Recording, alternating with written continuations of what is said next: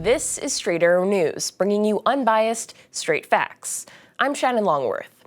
Just hours ago, Title 42 officially expired, but not before a wave of legal and political activity regarding new asylum restrictions. The new asylum rules replacing Title 42 include revived pre-pandemic penalties for illegal border crossings, as well as a new online system for appointments to seek asylum. The legal pushback to the rules has already begun. A Florida judge dealt a potentially serious legal setback by temporarily blocking the Biden administration's attempt to release migrants more quickly when Border Patrol holding stations are full. And in California, the ACLU filed a legal challenge to the new rules, claiming they violate U.S. law and international agreements. Meanwhile, back in Washington, the House voted on party lines to pass a bill that would build more border wall and impose additional restrictions on asylum seekers. While it has little chance to pass in the Senate, Republicans used the moment to slam Biden for his approach to the border. By passing H.R. 2, House Republicans have shown we're focused on addressing our nation's biggest challenges. By contrast, the White House has 2 years to plan for the end of Title 42. We all knew the deadline, but the White House produced no plan, missed the deadline, and bumbled into another crisis. The Marine vet who choked a New York City subway passenger to death was expected to turn himself in to authorities today.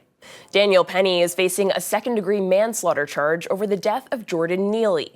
Attorneys for Penny have argued the chokehold was out of self-defense, as Neely, a former subway performer who had been dealing with homelessness and mental illness in recent years, had been yelling at passengers for money. Video of the chokehold had gone viral, creating conversations regarding crime, vigilantism, and mental illness. Penny faces 15 years in prison if he is convicted. President Joe Biden's Friday meeting with top congressional leaders to discuss the debt ceiling crisis was postponed, which means the country will head into the weekend without the matter resolved. One of the problems that could come if the U.S. goes broke, more damage to the already troubled real estate industry. According to Zillow, home sales would collapse up to 23%, with rates for 30-year fixed-rate mortgages going up by more than 8% this fall. House Speaker Kevin McCarthy's plan raises the debt ceiling $1.5 trillion, but cuts some domestic programs. But Biden says certain red lines will not be crossed, including the Inflation Reduction Act. Treasury Secretary Janet Yellen has warned that the U.S. could default on its obligations as soon as June 1st if Congress doesn't find a solution. A default on U.S. obligations would produce an economic and financial catastrophe. Millions of Americans could lose their jobs, household incomes would be reduced, American businesses would see credit markets deteriorate, and millions of American families that receive government payments would likely be left without the resources that they were promised. A day after pleading not guilty to U.S. charges, New York Representative George Santos struck a deal with prosecutors in Brazil to avoid prosecution for forging 2 stolen checks back in 2008. As part of the deal, Santos will pay nearly $5,000, mostly to a shoe keeper he bought shoes and other items from with the checks. Santos now turns his attention back to fighting a 13-count U.S. federal indictment accusing him of duping donors, stealing from his campaign, and lying to Congress. The freshman congressman has faced scrutiny for embellishing his background, from his heritage, family history, and school and employment history. Earlier this week, Santos said he would not resign. Today marks day 10 of a walkout in the Oregon state legislature. GOP state senators boycotted, delaying action from the Democratic majority on dozens of bills, including those touching on gun control, gender-affirming care, and abortion. Clearly, we were about to second read the abortion law yesterday, and we would have been debating it on the floor of the Oregon Senate today, which they would have and could have the opportunity to fully participate in, but they've chosen not to come to work. Democratic and Republican leaders met behind closed doors for a second day Thursday, looking to come to an agreement that would end the boycott.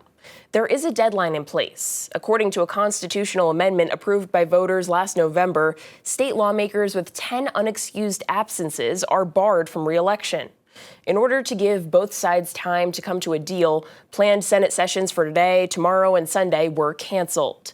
This is just the latest situation where state lawmakers have taken the spotlight from the laws they're trying to make. Just in the last couple of months, 2 Tennessee representatives were briefly expelled for joining a gun control protest on the House floor. And a transgender representative in Montana was barred from the House floor over her comments regarding a ban on gender-affirming care. Elon Musk says he's found a new CEO for Twitter. Sources tell The Washington Post, The Wall Street Journal, and other outlets that it's NBC Universal's head of advertising, Linda Yaccarino. Yaccarino is currently rehearsing for NBCU's Upfront, an annual pitch event for advertisers and one of its biggest events of the year, at which she is expected to play a role Monday. In a tweet on Thursday, the SpaceX and Tesla founder said he'd already hired someone, but hadn't named the person, only saying she'll start in about 6 weeks. Selecting a new CEO would follow through on a promise he made a few months back. Musk has said he plans to become Twitter's executive chair and chief technology officer. And he's still the owner since he bought the company back in October. These are your top stories. Thanks for watching The Rundown.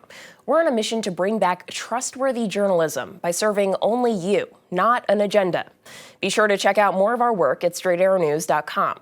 We'll see you back here Monday. Until then, I'm Shannon Longworth. Have a great weekend.